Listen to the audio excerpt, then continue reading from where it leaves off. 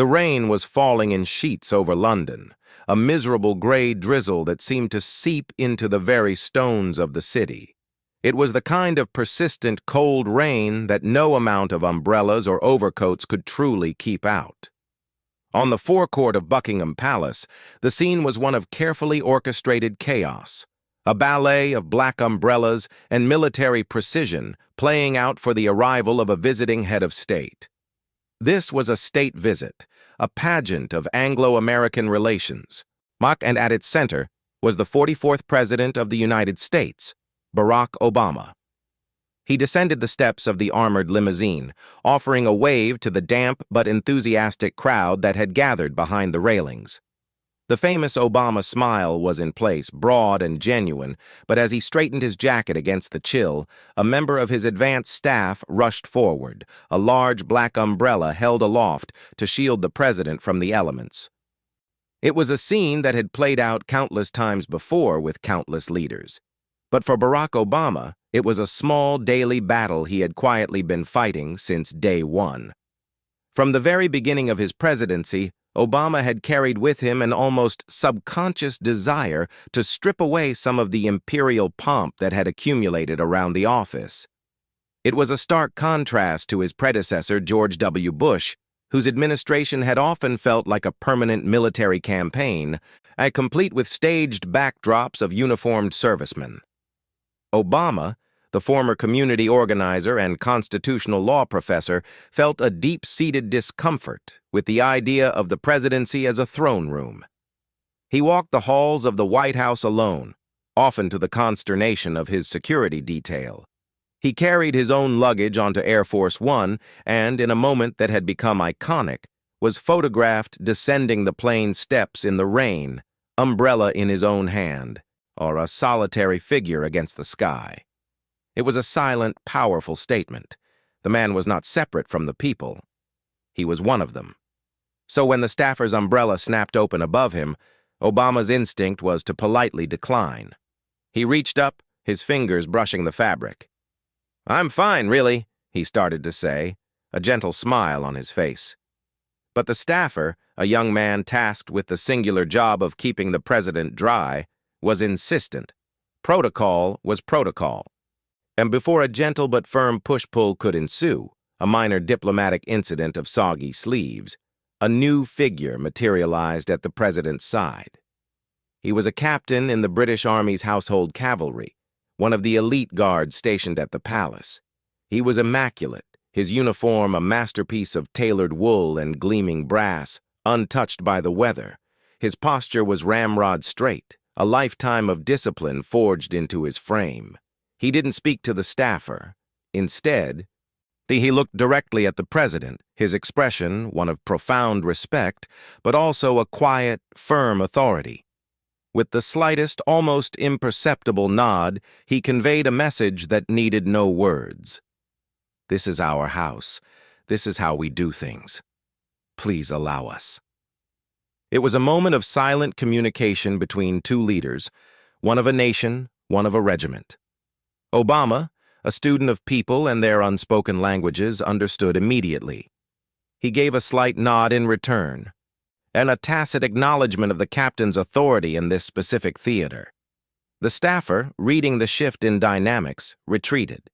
The captain then performed his duty, not with the stiff formality of a servant, but with the practiced ease of a professional.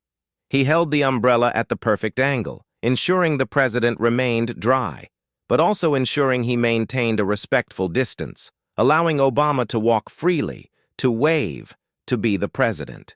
It was a gesture not of subservience, all but of service. This small, wordless interaction was merely the prelude to the moment that would truly move the man from Chicago. The formalities continued. There was the inspection of the guard, a walk past rows of soldiers standing so still they could have been carved from the very palace stone. The band played the Star-Spangled Banner, and Obama placed his hand over his heart, a civilian salute, a practice he adhered to as a point of principle, on a small but significant distinction from the military salutes of past presidents. He was, after all, the commander-in-chief, but in this moment he was also a guest, a citizen of a republic standing before a monarchy. The cognitive dissonance was part of the experience. Later, inside the palace, the Obamas were ushered into the lavish 1844 room to sign the official guest book and view a special exhibition of items from the royal collection, selected to highlight the shared history of the two nations. The atmosphere was less formal now, a collection of dignitaries and royalty mingling under the dazzling light of enormous crystal chandeliers. It was then that President Obama found himself momentarily separated from the main group, standing before a display case. He felt a presence beside him and turned to see the same captain from the forecourt. The man had shed his heavy cloak, but was still in his formal day uniform. For a moment, they stood in silence, two men observing the artifacts of history. Then the captain spoke. His voice was low, measured, with the crisp, clear diction of a British officer. "It must be a lonely thing, sir," the captain said, his eyes still on the display. "The presidency." Obama was taken aback. It wasn't a question, but an observation. It was a level of personal insight he hadn't expected from a member of the palace guard, a man whose job was ostensibly to be seen and not heard. But he turned to look at the captain, really look at him, and saw not a robot in a uniform, but a man with keen, perceptive eyes. "It can be," Obama replied, his voice quiet, the practiced political cadence replaced by a simple honesty.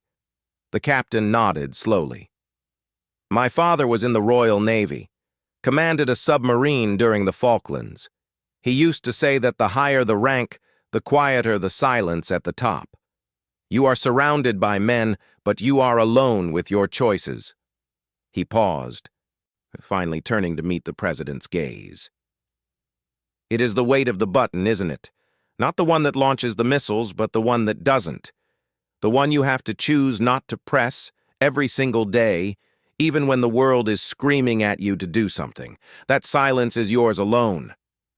The words hit Obama with a physical force. In a few short sentences, this stranger, this British soldier, had articulated the fundamental, invisible burden of his existence. It wasn't the pomp, and the power, or the adulation. It was the profound, isolating responsibility of restraint, the constant, grinding pressure of choosing peace in a world that often glorified war. He thought of the Situation Room, the long nights, the weight of every casualty, every decision that could send young men and women into harm's way. He thought of the unitary executive theory his predecessor had championed, a concept he found abhorrent. But yet the loneliness of the final decision was an inescapable reality of the job. This captain understood.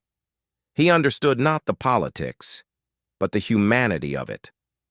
Obama looked away, a sudden tightness in his throat. He blinked rapidly, staring at the polished floor. He thought of the contrast, the militarized pageantry he had consciously tried to dismantle at the White House, the staged backdrops, the saluting. And he had seen it as a symbol of an unwarlike nation becoming too comfortable with its own militarism. And here was a man from a nation built on 1,000 years of military tradition, a living embodiment of that history, speaking to him not of glory but of the solemn, solitary burden of command. For a man who prided himself on his eloquence, Barack Obama was, for once, speechless. He simply stood there, allowing the profound truth of the captain's words to wash over him. And he felt a wave of emotion he hadn't anticipated, a powerful sense of being truly seen. Finally, he found his voice, though it was thick with an emotion he rarely displayed in public. He looked at the captain, his eyes glistening. "Thank you," he said, his voice barely a whisper. "I have to tell you, in all my time in office, I've never experienced anything like this." The captain simply gave another slight, respectful nod.